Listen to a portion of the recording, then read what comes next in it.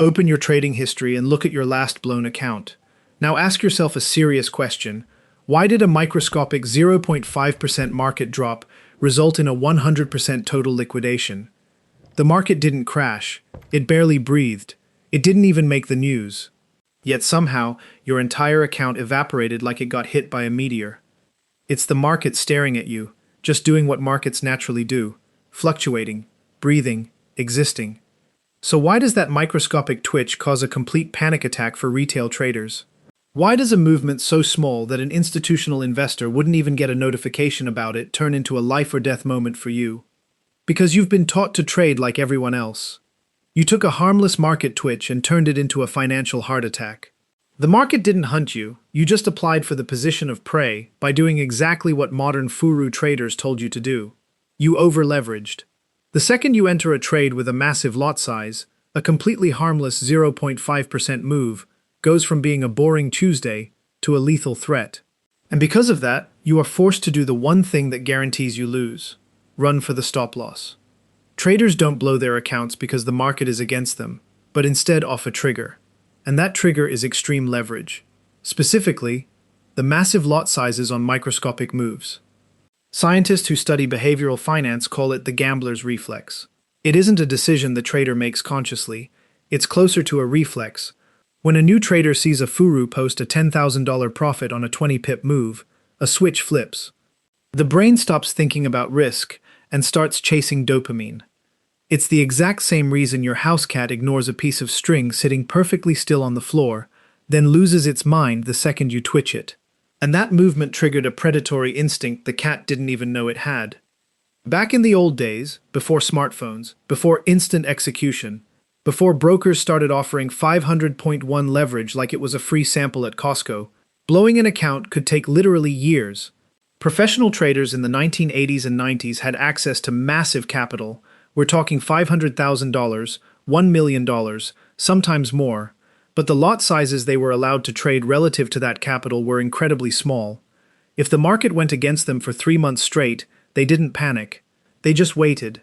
It wasn't discipline. It wasn't Zen mastery. It was just math. The account was too big, and the position was too small for a 0.5% dip to matter. Now take that same 0.5% move and put it inside an over-leveraged $500 account where a trader is using 100 School 1 leverage to control a position 10 times bigger than their entire net worth. You've just turned a 9-pound tabby cat into a 150-pound mountain lion. And suddenly, a stop-loss isn't smart risk management. It's the worst decision available to you. It's the tripwire that guarantees the predator wins. The market didn't survive this long by moving in a straight line. Every single day, every single hour, the market brings noise, news, rumors, algorithmic interference, geopolitical drama, and random volatility that has absolutely nothing to do with the fundamental value of the asset you're trading. So before entering any trade, you need to be quietly running the numbers. Not just, what's my risk to reward? Not just, where's my stop loss? But the real question, can I survive being wrong for a week? A month? 6 months? And here's the brutal mathematical truth that nobody wants to hear. Trying to make more money than you deposited is exponentially harder than simply making less than what you deposited. If you deposit $500 into a trading account, and your goal is to turn that into $5,000, you need a 900% return. That means you need to be right, consistently, on high-risk trades, with almost zero room for error, for weeks or months. One bad day, and you're toast. One emotional revenge trade and it's over. You are walking a tightrope over a pit of lava, and the internet is screaming at you to do a backflip. But if you deposit $50,000 into a trading account, and your goal is to make $2,000, you only need a 4% return.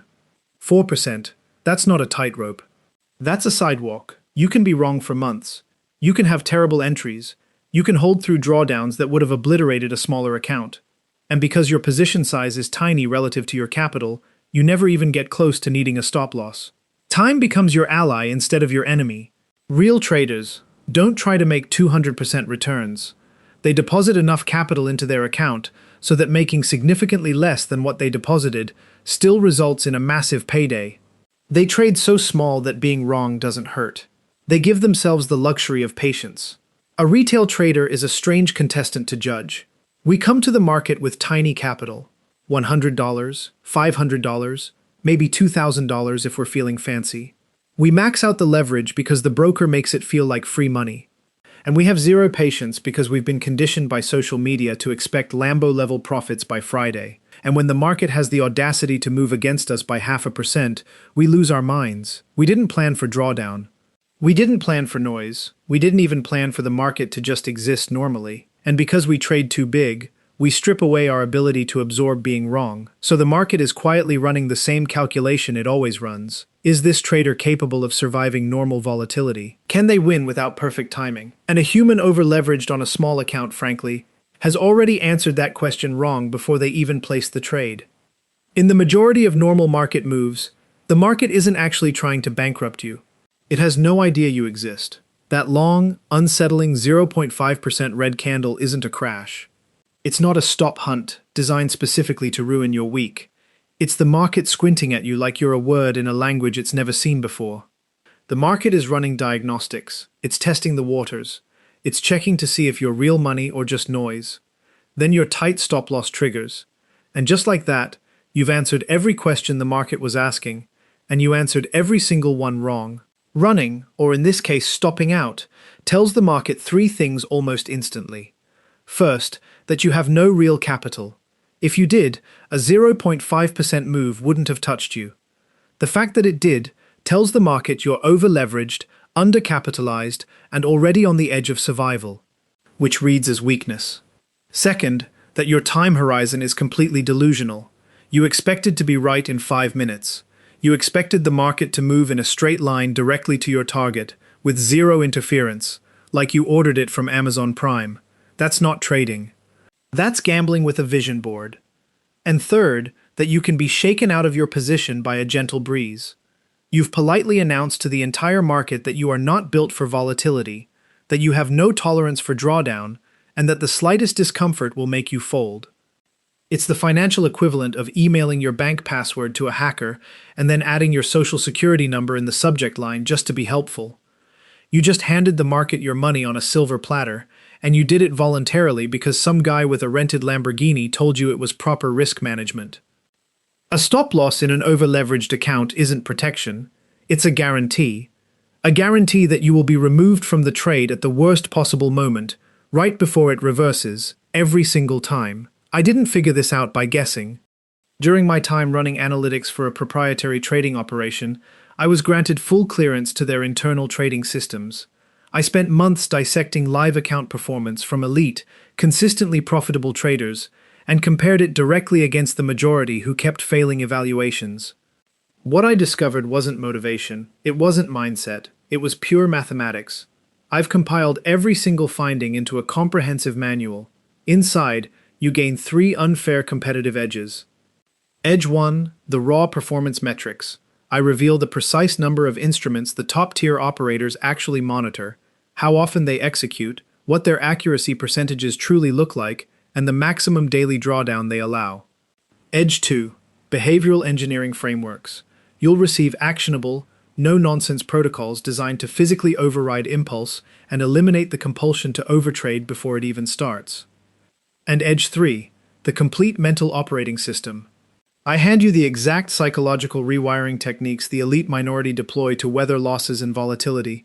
Stop guessing, start operating like the top percentile. Secure your copy using the link waiting for you in the description below. Different markets have different personalities. Crypto is a hyper-volatile nightmare that moves like a caffeinated squirrel. Forex ranges like a bored teenager scrolling TikTok for 6 hours, then suddenly does a backflip off a building. Stocks test, they watch, they wait. They're methodical. They build narratives.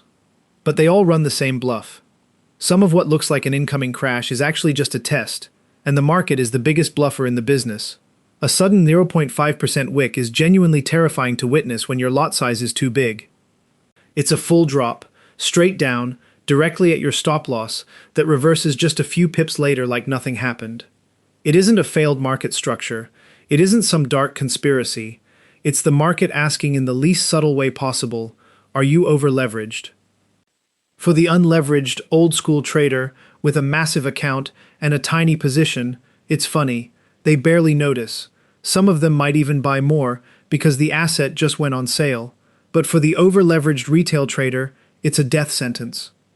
Their stop gets hit, their account takes a massive irreversible loss, and then, because the universe has a sense of humor, the market immediately reverses and rockets to their original target. Without them. They were right about the direction. They were right about the asset. They were just wrong about their position size. And that one mistake disqualified them from the win. Hold your ground by having a properly sized position that doesn't need a stop loss. And the bluff charge ends right there. The market was negotiating. It was testing your conviction. It wanted to see if you were real or just another over-leveraged gambler hoping to get lucky. But the stop loss is the one move that ends the negotiation instantly. Always in the market's favor. It locks in your loss. It forces you out of the trade.